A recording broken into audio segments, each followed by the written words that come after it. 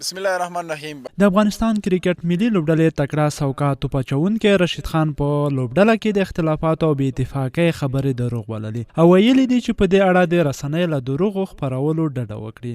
رشید خان په انګلستان کې یوې رسنۍ سره د مرکې پر مهال د لوبډلمشر نایب سره د اړیکو په پار ویلي چې نوموړی نه د ګلبدین نایب لپاره لوبه کوي نه د کرکټ بورډ لپاره، بلکې یوازې د افغانستان لپاره لوبیږي چې په دې اړه خپلې هڅې هیڅ کله نه سپموي. رشید خان او محمد نبي یو له هغو لوبغاړو څخه وو چې له نړیوال جام وړاندې د لوبډلمشر پر بدلیدو نیوکې کړې وې او د یو ناسمه پرېکړه بللې وه. افغان کرکټ بورډ له نړیوال جام یوه میاشت وړاندې اصغر افغان ګوښه او پر ځای ګلبدین نایب لوبډلمشر ټاکلی و. پر نوموړي تور پورې کېږي چې د خرابې کارکردګۍ لامل د لوبډلمشر پر سر نه خوښي ده او نه غواړي سمه لوبه ترسره کړي، خو رشید خان دغه تورونه ناسم بولي او ځان یوازې تر لوبډلمشر او کرکټ پورې محدود نه بولي.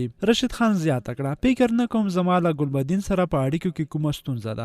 زه د ده عمره ملاتړ کوم څومره مې چې د لوبډلمشر په توګه د اصغر افغان کوو. که اصغر افغان مې په سلو کې 50 سلنه ملاتړ کوو، د ګلبدین نایب په سلو کې 100 سلنه ملاتړ کوم. 20 کلن رشید په خپله لوبډله کې د اختلافاتو ادعا داسې ردوي.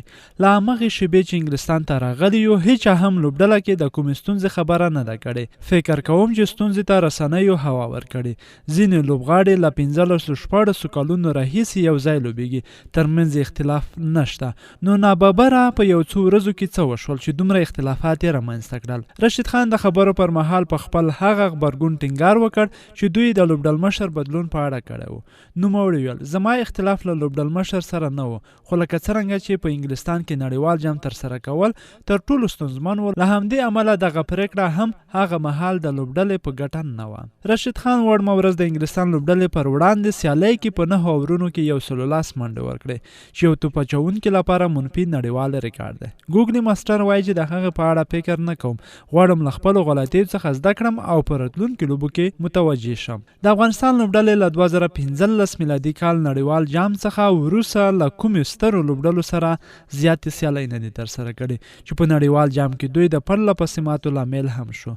رشید خان هم همدې ماتو لامل د استرالیا، نیوزیلینډ، سویلي افریقا او انګلستان پر وړاندې د سیالیو نه کول بولي.